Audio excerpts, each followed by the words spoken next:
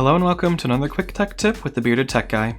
In this video, we will be going over how to add Samsung SmartThings to your Google Home so that you're able to use your voice assistant to control devices connected to your SmartThings hub. Take note that this will not allow for you to make your Google Home speak, and this will not let you trigger routines on Google Home or control devices that are connected to your Google Home that are not integrated into your SmartThings hub. If you want to be able to make your Google Home speak, I'll have a link in the description below for a video going over how to set that up. Also, keep in mind that this integration is different than the Google Nest integration, which adds Nest cameras, doorbells, and thermostats into SmartThings. Both will need to be set up separately. To get started, open the SmartThings app and click on the plus sign on the right-hand side of the screen. On the new screen that opens, click on Voice Assistant.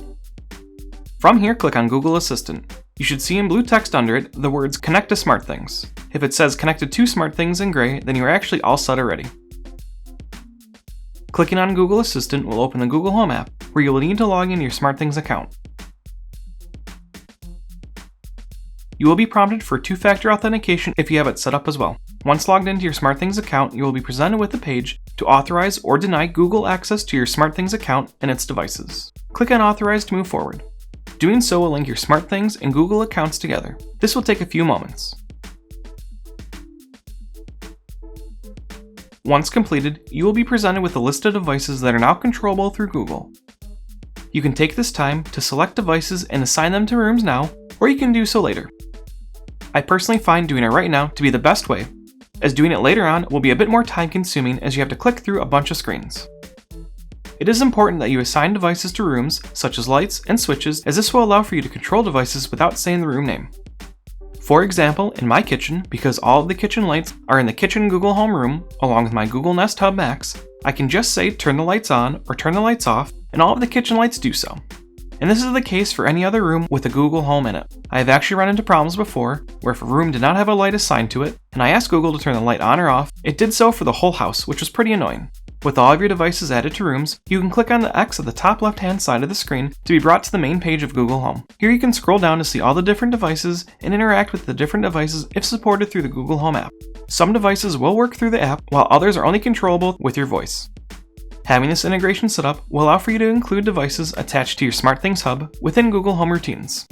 This means you can include turning lights off as part of your good night routine, or turn on lights or power outlets as part of your good morning routine. You can even get fancy and trigger a SmartThings virtual switch that can then be used to trigger more complex automations on your SmartThings hub, such as through RubCore. With everything set up, let's test it out. Close the curtains. Sure, closing 2 blinds. Great, so it looks like everything works as expected. If you run into problems after integration setup between Google and SmartThings, or if not all of your devices are showing up within the Google Home app, you can force a device sync by asking Google to sync devices. This isn't normally needed, but I have found it to help sometimes. I would love to know what other systems you are integrating with Google Home or SmartThings, so let me know in the comments below. And as always, if you run into any problems, don't hesitate to ask.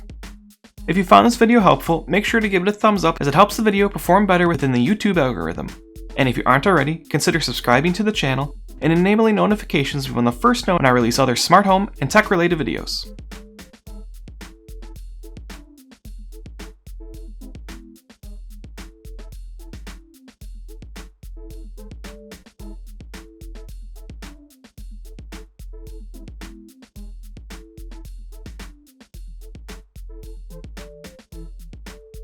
Thank you for watching.